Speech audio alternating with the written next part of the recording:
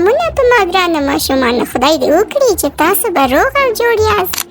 ورځ به مو ښه تېره کړې وي، د مکتب کارونه به مو سرته رسولي وي او اوس به د یوې نوې کیسې په انتظار کې یاست.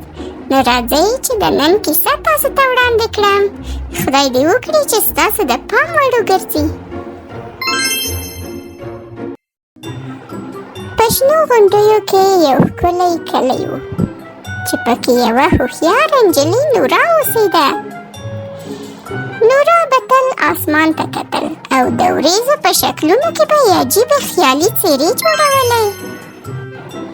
یوه ورځ چې نورا د پروانې پسې روانه وه، نو یوه جادویي دروازه یې وموندله. نورا د یوې سپینې وریځو نه ډکې دروازې مخې ته ودرېده چې یوه لوحه پرې لیکلې وه. پر کوچنۍ لوحه لیکل شوي وو: د وریځو فابریکه، یوازې د خیال خاوندانو لپاره. دروازه غلې غلې خلاصه شوه او نورا له ډېرې حیرانتیا نه ساه نه شوه ایستلی.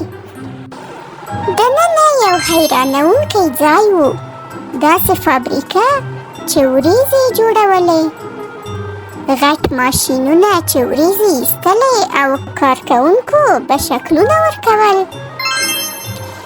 یو خبرې کوونکی پسه چې عینکې په سترګو وې مخکې راغی او ویې ویل: ښه راغلاست نورا، موږ له ډېر وخته تا ته انتظار وو.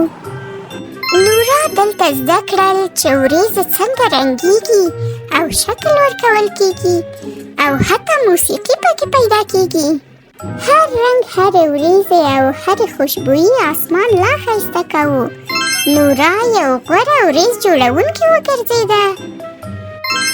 خو یوه ورځ یوه غوسه وریځ چې نوم یې رامبل و فابریکې ته راغی.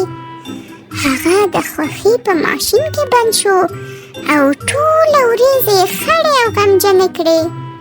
خو نورا ونه وېرېدله. هغې یو زبردست فکر وکړ. نورا رامبل ته د وریځو د نقاشي یو ځانګړې سیالۍ وړاندې کړه.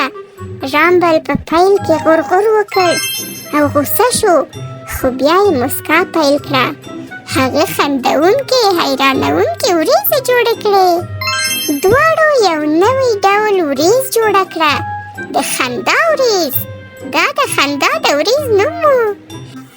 دې وریځې وخندل، وګرځېده او خوشحالي خپره کړه. فابریکه بیا له رڼا، رنګ او خندا ډکه شوه. اوس نورا اکثره د وریځو فابریکې ته ورځي او هلته نوې نوې خیالي وریځې جوړوي.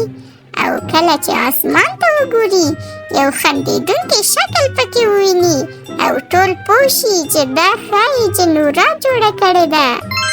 نو په ما ګرانو ماشومانو، څنګه وه د نورا کیسه مو خوښه شوه او که نه؟ او آیا تاسو هم داسې خیالي وریځې جوړولی شئ او که نه؟ کله تاسو اسمان ته کتلی دي؟ کله چې وریځې په اسمان کې وي او تاسو په توجه سره وریځو ته وګورئ، نو حتما به یو څه نه څه شکل کې پیدا کړئ. که چېرته مو داسې کړي وي، نو ما ته یې هرومرو په کامنټ باکس کې ولیکئ چې زه هم خبره شم چې تاسو داسې کومه وریځ لیدلې ده، او د دې په باره کې بیا ما ته معلومات هم راکئ. د دې کیسې نه پند دا و چې ستاسو خیال کولی شي تر ټولو تیاره اسمانونه هم روښانه کړي.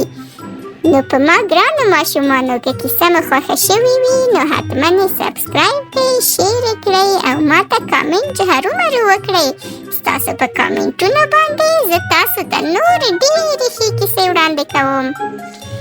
د نن لپاره همدومره.